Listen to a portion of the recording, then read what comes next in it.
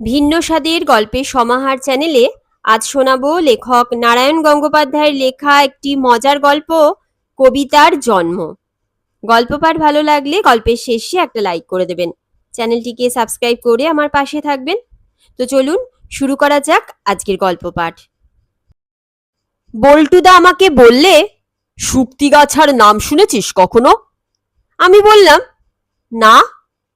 বল্টুদা খুব উদাস মতন হয়ে আকাশের দিকে চোখ তুলে কবির মতো বললে, সে এক আশ্চর্য জায়গা। সেখানে পুকুর ভরা কোকিল, দোয়েল, পাপিয়া, গাছ ভরা রুই, কাতলা, চিংড়ি। আমি চমকে বললুম, হ্যাঁ, কি বললে? ও ও হো হো হো, ভুল হয়েছে।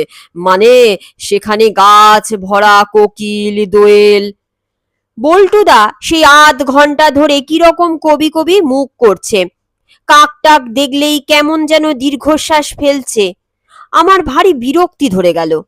আমার পিস্তুতো ভাই ফুচুদা একবার কবি হয়ে ধোপার খাতায় পদ্য লিখেছিল, আর পিসে মশাই তার কান পাকড়ে ধরে ডন বৈঠক করিয়েছিলেন। সেই দুঃখে ফুচুদা আর কিছুতেই আইএ পাশ করতে পারল না। আর তারপর থেকে কারো কবি কবি মুখ দেখলেই ভারী বিচ্ছিরি লাগে আমার। আমি উঠে পড়লুম। বল্টুদা বললে, কোথায় যাচ্ছিস? চাটুজ্জেদের রোয়াকে যাচ্ছি, ওখানে টেনিদা আছে, হাবলু আছে। টেনিদার নাম শুনেই বল্টুদা চটে গেল। বললে, ওই জুটেছে তোদের এক মুরুব্বি, ওই টেনি। বাজে গল্পের ডিপো, খালি গাঁ গাঁ করে চেঁচাতে পারে। ওর ওই চেলাগিরি না করলে বুঝি পেটের ভাত হজম হয় না তোর, না? আমার কাছে একটু বসলে আমি কি তোকে কামড়ে দেবো? তুমি যে কবি হয়ে যাচ্ছ, কাউকে কবি হতে দেখলেই আমার ভয় করে। কেন? কেন ভয় করে কেন? কবিরা কি মানুষ খায়? বাজে বকিসনি পেলা। কবিতা যে কখনো কখনো কি মহৎ কাজে লাগে সেইটে বোঝাবার জন্যই তো তোকে আমি শুক্তিগাছার কথা বলছিলুম। কিন্তু তুই সমানে ছটফট করছিস। গল্পটা শুনতে চাস তো চুপ করে বসে থাক ওখানে। গল্প শুনতে কি আর না চায়? আমি নিম গাছটার তলায় বল্টুদার পাশেই বসে পড়লুম। বেশ মিষ্টি হাওয়া দিচ্ছিল, আর টুপটুপ করে পড়ছিল পাকা নিমের ফল। ফলগুলো দিব্যি পাকা আঙুরের মতো দেখতে, কিন্তু মুখে দিলেই ওহ, কি বিটকেল স্বাদ, আর কি যাচ্ছে তাই গন্ধ। বল্টুদা বললে, শুক্তিগাছা মানে সে এক অদ্ভুত জায়গা। সেখানে নদী কুলকুল করে গান গায়, সেখানে পাহাড় থেকে ঝর্ণা টানা নামে, সেখানে চাঁদিনী টাদিনী যেন কি সব হয়। দোয়েল, শ্যামা, বুলবুলি এরা তো আছেই, কিন্তু হলে কি হবে? শুক্তিগাছার মেসোমশাই কবিতার নাম শুনলেই আগুন হয়ে যান। তিনি বলেন, কবিরা মনীষী নয়, তাদের মাথা খারাপ। লোকগুলোকে ধরে ধরে খাঁচায় রেখে দেওয়া উচিত। স্কুলে কবিতার পড়া থাকলেও বাড়িতে কেউ তা চেঁচিয়ে পড়তে সাহস পেত না। যদি মিহিসুরেও কারো গলা দিয়ে বেরিয়েছে, কোন দেশেতে তরুলতা, সকল দেশের চাইতে শ্যামল, সঙ্গে সঙ্গে মেসোমশাই তাকে ঘোড়া ঘোড়া ঘাস এর ত্রৈরাসিক অঙ্ক দিয়ে বসিয়ে দিয়েছেন।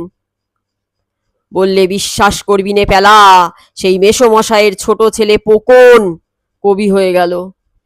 কি করে যে হলো সেও এক তাজ্জব ব্যাপার। ছেলেবেলা থেকেই দাঁতে পোকা বলে ওর ঠাকুমা ওই নাম দিয়েছিল ওকে। প্রায়ই ওর পোকা খাওয়া দাঁতে যন্ত্রণা শুরু হতো, আর অমনি কাও মাও শব্দে চেঁচাতে শুরু করতো পোকন। একদিন তা থেকেই। বল্টুদা একটু থামলো। হ্যাঁ রে পেলা, কি যেন ব্যথাটাতা থেকেই প্রথম কবিতা গজিয়েছিল। মানে ক্রৌঞ্চ নামে একজন ব্যাধ বাল্মীকি নামে একটা পাখিকে। আমি বললুম, দূত, যা তা বলছো। ও ও, তাহলে বোধহয় বাল্মীকি বলে একজন ক্রৌঞ্চ নিষাদ বলে কাকে মেরে ফেলেছিল। আমি বিরক্ত হয়ে বললুম, কি আবল তাবল বকছো বল্টুদা? মহাকবি বাল্মীকির কবিত্ব লাভ কি করে হলো তাও তুমি ভুলে গেলে? থাম, তোকে আর শেখাতে হবে না। মানে খুব একটা কান্নাকাটির ব্যাপার থেকে কবিতা জন্মেছিল, এই তো? পোকনেরও তাই হলো। দাঁতের ব্যথায় কাঁদতে কাঁদতে হঠাৎ বলে বসলো, হায় মোর, এ কি দন্তশূল, যেন শত বলতার হুল, প্রাণ মোর করিল নির্মূল, বুঝিলাম বিধি প্রতিকূল। মাসিমা পোকা খাওয়া দাঁতের গোড়ায় কি যেন একটা পেন্ট করে দিচ্ছিলেন। পোকনের কবিতা শুনে তো চেঁচিয়ে পাড়া মাথায় করলেন। দাঁতের ব্যথায় পোকন বুঝি পাগল হয়ে গেল। শুনে পোকন বললে, পাগল? কে কয় মোরে? অতিশয় যাতনার ঘোরে সরস্বতী নামিলেন মগজে আমার, ডেকেছে কাব্যের বান, বিশ্ব এবে হবে তোলপাড়। তারপর কি যে হলো সে তো বুঝতেই পাচ্ছিস। প্রথমটা মেসোমশাই ভেবেছিলেন পোকন বুঝি মায়ের সঙ্গে ফাজলেমি করছে। তিনি এসেই পোকনের কান বরাবর এক রামচাটি তুললেন। তাতে পোকন বলে বসলো, মেরো না পিতা মোর গালে চর, কাব্যদেবী কাঁদিবেন করে ধরফর। শুনে মেসোমশাই হাঁ করে রইলেন কিছুক্ষণ। এ তো ঠিক ইয়ার্কির মতো শোনাচ্ছে না, গড়গড়িয়ে কবিতা বলে যাচ্ছে, তাতে ছন্দ আছে, মিলও আছে, যে কি সর্বনাশ! নির্ঘাত ভূতেই ধরেছে। আর ভূতে পেলে কে না জানে মানুষের অসাধ্য আর কিছু থাকে না, এমনকি অখাদ্যও না। রোজার জুতো টুতো পর্যন্ত মুখে নিয়ে নাকি হামাগুড়ি দেয়। কাজেই ডাকো রোজা, লাগাও ঝাড়ফুঁক। ঝাঁটা সর্ষে এসব নিয়ে রোজা এসে হাজির। তাকে দেখেই পোকন বলে উঠল, কাহারে মারিবে ঝাঁটা তুমি ভাই? সরিষা মারিবে কারে? ভূত নয় ভাই, সরস্বতী যে চেপেছেন মোর ঘাড়ে। ঝাঁটা নিয়ে তুমি চলে যাও সখা, সরিষা বাটিয়া খাও।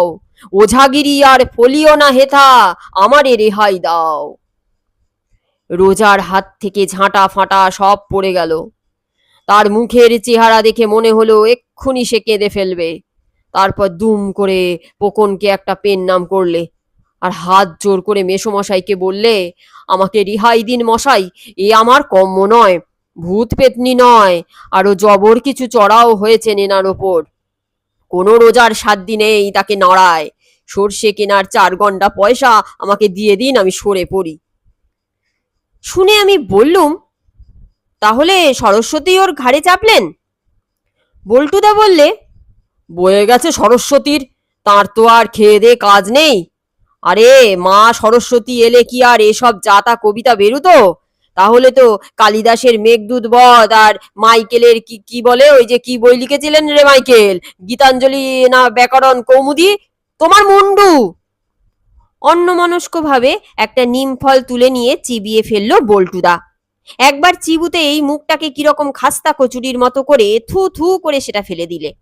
বললে, মরুগে দাদা, সরস্বতী দয়া করলে ও একটা মেঘনাথ কৌমুদি কিংবা গীতাঞ্জলি বধ কিছু লিখতো, তা নয় সমানে এইসব আবোল তাবোল ছড়া কাটতে লাগলো। এই মনে কর মাসিমা বটি পেতে বসে ওল কাটছেন, পোকন অমনি বলে উঠলো, জননী গো, কাটিও না ওল, হাত যদি করে চিরবির, প্রাণ তব হইবে অস্থির, লেগে যাবে ঘোর গন্ডগোল। শেষ পর্যন্ত সবাই হাল ছেড়ে দিল। যদি নিতান্তই কবি হওয়া পোকনের কপালে থাকে তাহলে খণ্ডাবে কে? তাও আবার সব সময় কবিত্ব ওর মগজে চাগিয়ে উঠত না। দাঁতের ব্যথা শুরু হলেই পোকন আর কান্নাকাটি করে না, তার বদলে কবিতা ছুটতে থাকে ওর মুখ দিয়ে। আজ যে হইল কবিতার বেগ, হবে তাহা দুর্দমনীয়। দাঁতের ব্যথা যখন নেই তখন কিন্তু পোকন বেশ আছে। তোর আমার মতো খাচ্ছে দাচ্ছে, কাশি বাজাচ্ছে, পড়া না পেরে ক্লাসে নীল ডাউন হচ্ছে, ফুটবল খেলতে গিয়ে গোবরে আছাড় খাচ্ছে, মানে একদম স্বাভাবিক। কিন্তু যেই একবার দাঁতে কনকনানি আরম্ভ হলো, অমনি হাড় এড়ে করে ছুটে বেরুলো ওর কবিতা, একেবারে দুর্দমনীয়। সবাই জিজ্ঞেস করতো, দাঁতের ব্যথা হলে তুই কবিতা বানাস কি করে? পোকন বলতো, আমি জানি না, কেমন করে পেটের ভেতর থেকে আপনি ঝাঁপ দিয়ে বেরিয়ে আসে। দাঁতের ব্যথা নিয়ে বকবক করতে তোর ভালো লাগে? তখন বলতো কি জানিস, ভালো মন্দ জানি না, কবিতা না উড়ে আমি থাকতেই পারি না। এমনি চলছিল। হয়তো পোকন বড় হয়ে দুর্দান্ত কবি হতো, দন্তশুল আরো আরো বাড়তো, আর তার ঠেলাই কি বলে ওই যে নোবেল প্রাইজ না উপন্যাস প্রাইজ কি একটা আছে, টপাস করে সেটাও পেয়ে যেতে পারতো একদিন। সব হতো যদি না একদিন ছোট মামা শুক্তিগাছায় আসতেন। আমার ছোট মামা মানে পোকনেরও ছোট মামা, মানে মাসিমা তো আমারই মায়ের বোন কিনা। ছোট মামা আবার কড়া লোক, তাই দাঁতের আবার ডাক্তার। এদিকে তো ছোট মামাকে আসতে দেখে পোকন বেশ হাসি হাসি মুখে সামনে এসেছে।